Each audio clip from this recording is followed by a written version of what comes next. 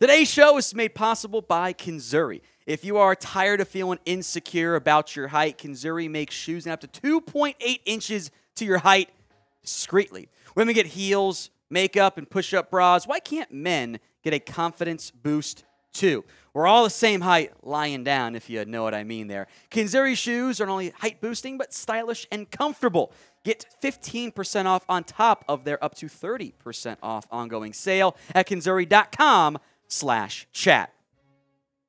Let's talk Ezekiel Elliott, the now former Dallas Cowboy running back, was cut by the organization at the start of the new league year on Wednesday, March 15th, ending his time as a member of the Cowboys organization. It was a necessary move for Dallas. Elliott can still help you in short yardage, in red zone, in pass protection. He can still be good in those areas, but those areas are not the high-end impact areas that teams crave from their running backs. And when you factor in the massive contract, it was a no-brainer for the Cowboys. But there could still be interest in him in the open market, even though the numbers have really begun to decline. 3.8 yards per carry this year is not very good. That is below replacement level. 4.2 in 2021. 4.0 in 2020. The unfortunate reality here for Ezekiel Elliott, he's just not that good anymore. I'm not saying he's the worst running back in the NFL, but I am saying the guy we all remember from 2016, that dynamite season, he ain't him anymore. And it's unfair, unrealistic to expect him to be that guy anymore. But he can still help in a smaller role. The problem you always see teams, you saw with Adrian Peterson, the smaller role is often the RB3 role. And RB3s, in most cases, have to help on special teams. Older running backs don't normally play special teams. That's why a big reason why Dallas made the move to move on from Ezekiel Elliott. Now, for Dallas, at the moment, we're going to come back to this, hint, hint, it's Tony Pollard, Malik Davis, Rico Dowdle is a free agent as well. That is the current standings, or depth chart, I should say, for your running back.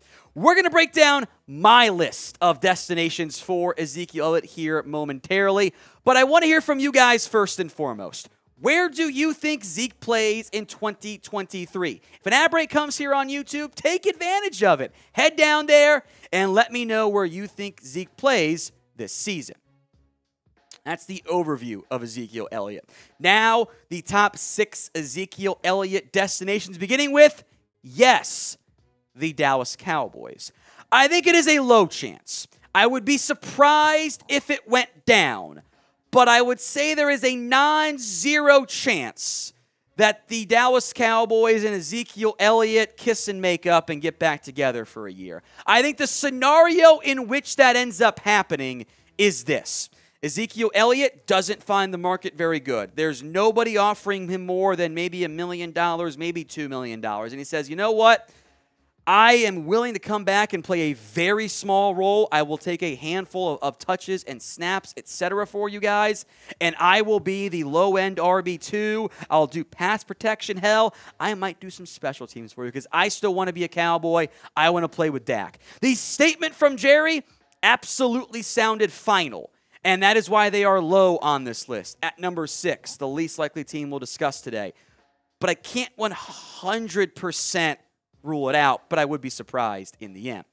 All right, next up on our list, we'll get to in a moment, because today's show is presented by Kinzuri. If you're tired of feeling insecure about your height, they make shoes that are going to have to 2.8 inches to your height. That's a pretty good deal, by the way, discreetly, might I add. Women get makeup, they get high heels, push-up bras. Why can't men get a confidence boost as well?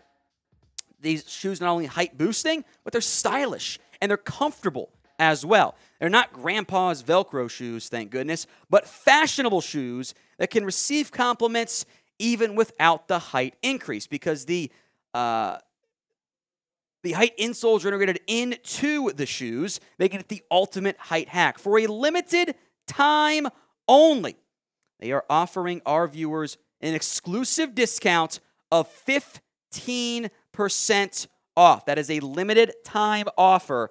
Use code CHAT at Kinzuri.com/ get your 45% off. It's 15% on top of their already 30% site-wide discount. Don't wait any longer.